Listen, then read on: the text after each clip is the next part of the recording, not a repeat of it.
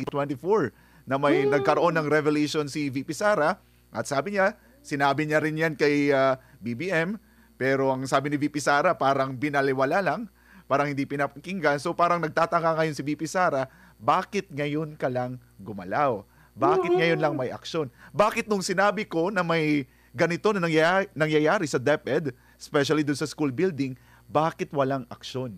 So parang gano'n ang nangyayari ngayon, Prof.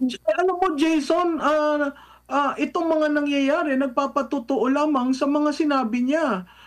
Nung sinabi niya yan, parang ang sinasabi, namumulitika lang yan, naninira lang yan, kaya ganyan. Pero ilang beses ba niya sinabi na sa school build na ang budget, 2 tao lang ang nagde-decide?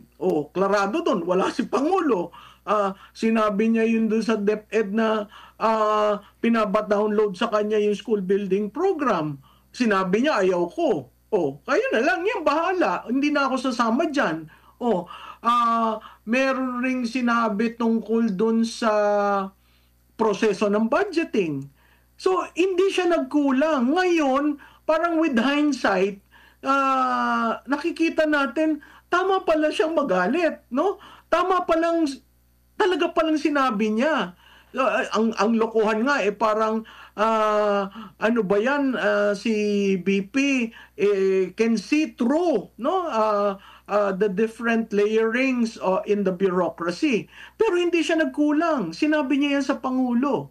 Sinabi rin niya sa Pangulo, naalala niyo yung sa bigas, na ang sabi niya, lahat yan nasa kamalig lamang, pag binabayan, bababa ang presyo. Sinabi niya yon, hindi siya nagkulang.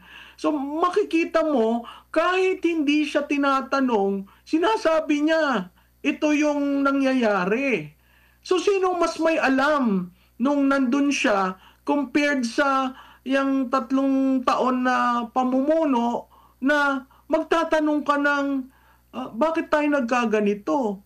O iiyak ka, 'di ba? Maluluha ka.